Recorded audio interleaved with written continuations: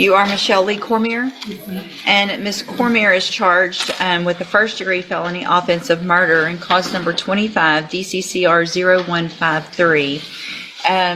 Mr. Radford has filed, there's a motion to quash the indictment. The state has filed a reply.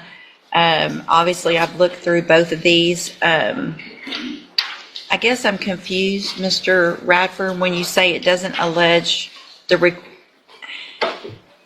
requisite mens rea for murder? Judge, if I may, the common law has established that murder is when someone intentionally and knowingly causes the death. Okay, the statute is what we're going to go by. Yes, ma'am. Okay. But I don't think it was the intention of the legislature to remove the requisite mens rea. What makes you think that? Because the common law going back 1,000 years has required murder to be intentionally and knowingly. But they've added section B4, which it's a little confusing because the caption states it's 1902C, but the way it reads is the way B4 reads under 1902, which requires only knowingly, not intentional, knowingly manufactures or delivers a controlled substance included in penalty group 1B, blah, blah, blah, that's fentanyl, that's what the allegation is. And so it actually has the mens rea of knowingly deliver. It reads straight from the statute, so I'm going to deny that motion to quash. Can I Sure. just make a brief argument? Yeah. Under this indictment, under the way that it's pled, if a doctor gives a patient fentanyl and that patient dies, then that doctor can be charged with murder even though he did not intentionally or knowingly. Well, there's an exception. The next C, except as provided, well, where was it? I saw this. It is a defense to the prosecution under section B4, which is our section, that the actor's conduct in manufacturing or delivering was authorized under chapter 481 Health and Safety Code or state or federal law, which I think would be the medical purposes. So there's an exception. Is it my understanding then, is the court of the opinion that the state must prove that my client knowingly delivered fentanyl to an individual? That's what the law says, and that's what the indictment says. Did then and there knowingly deliver a controlled substance, namely fentanyl, and that Shelby Irvin died as a result of ingesting and inhaling that into her body. So that it's the opinion of the court that Ms. Cormier must have the requisite knowledge that she was giving her fentanyl?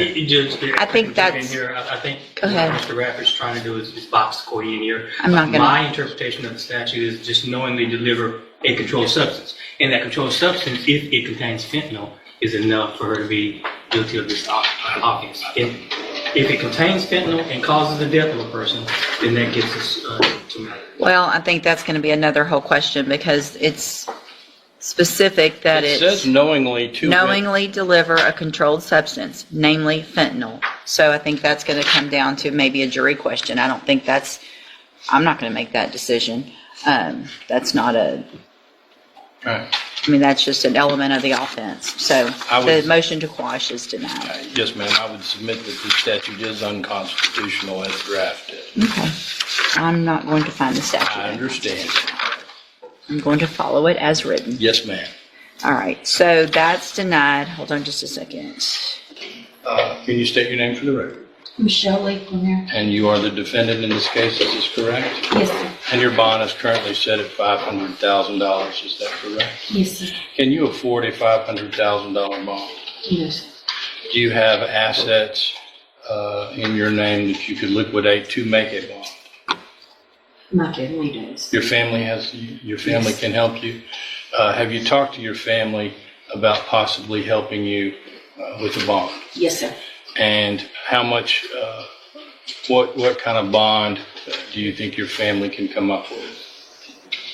100,000 or less. 100. That's what all of them have told me. 100,000, you think they can make a $100,000 bond? Would it assist your case in the presentation of your defense if you were bonded out and could assist me in working on your case? Yes, sir.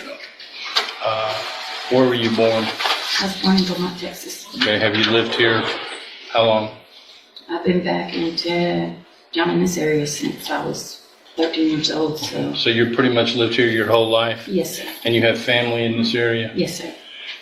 Jasper area, my aunt, here in Vermont, Where would you live if you made bond?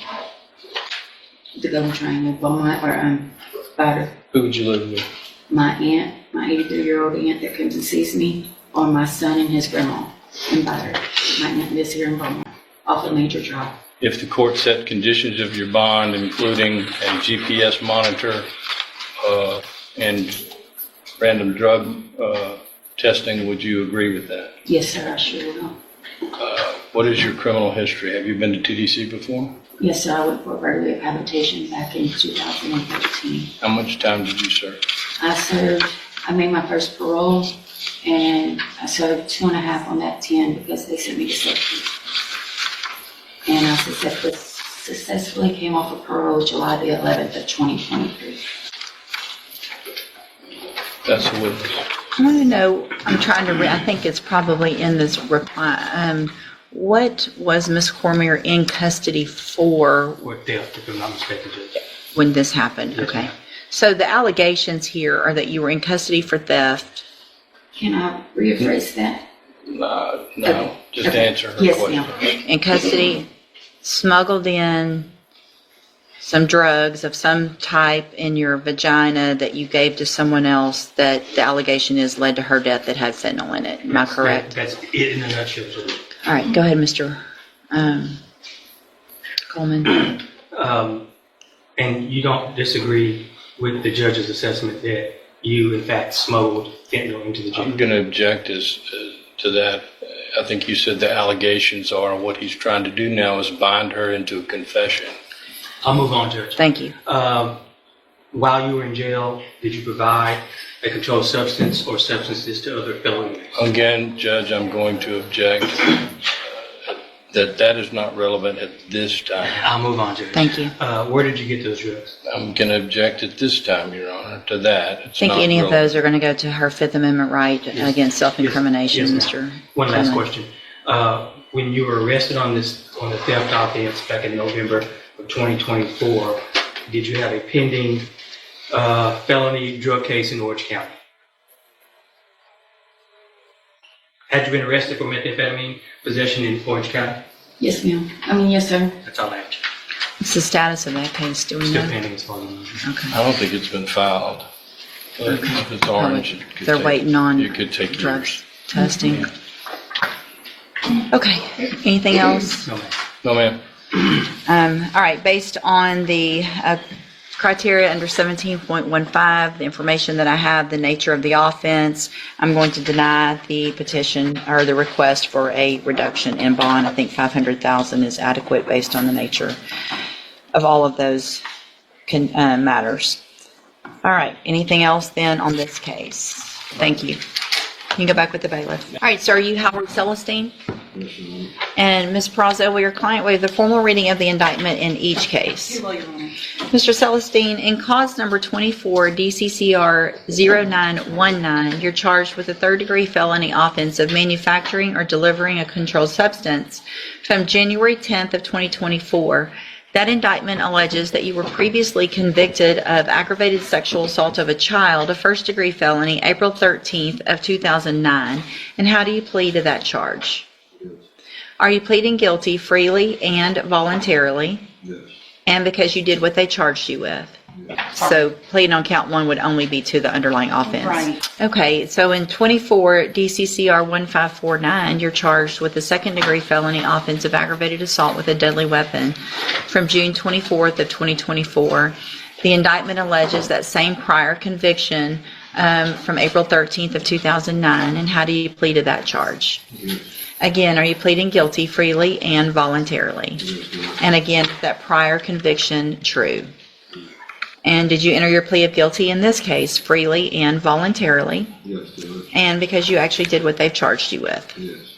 So in cause number 24 DCCR 1550, you're charged with a first-degree felony offense of murder from June 24th of 2024, and the state's elected to proceed on that count only. And how do you plead to that charge? Yes. Again, are you pleading guilty freely and voluntarily? Freely. and because you did what they charged you with. In cause number 24, DCCR 1551, you're charged in that case with the state jail felony offense of abandoning or endangering a child from June 24th of 2024. And how do you plead to that charge? Again, are you pleading guilty freely and voluntarily, and because you did what they've charged you with? In each of these cases, I have here on the computer some documents that have your signature on them that the state has marked as exhibit number 1. All right, sir, in each of your cases, I'm going to find that you entered your pleas of guilty and true in the cases that you did freely and voluntarily. Find that you're mentally competent and you understand the nature and the consequences of your pleas in each case. In cause number 24 DCCR 0919, find sufficient evidence to find you guilty, and at this time find you guilty of manufacturing or delivering a controlled substance. Find that prior conviction true. Sentence you in accordance with your agreement to a term of 20 years in the institutional division of the Texas Department of Corrections. You will receive credit on that sentence for any time that you've been in custody that the law gives you the right to receive. In cause number 24 DCCR 1549, also find that you entered your plea of guilty freely and voluntarily. Find sufficient evidence to find you guilty, and at this time find you guilty of aggravated assault with a deadly weapon. Find that prior conviction true. Sentence you in accordance with your agreement to a term of 50 years in the institutional division of the Texas Department of Corrections. You will also receive credit on that sentence for any time that you've been in custody that the law gives you the right to receive.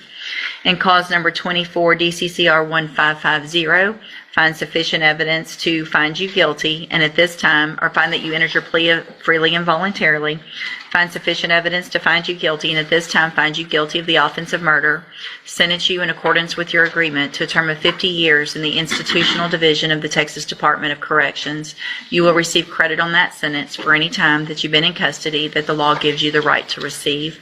And then finally, in cause number 24 DCCR 1551, find sufficient evidence to find you guilty, and at this time find you guilty of the state jail felony offense of abandoning or endangering a child. Sentence you in accordance with your agreement to a term of 2 years in the state jail prison. You will receive credit on that sentence for any time that you've been in custody that the law gives you the right to receive.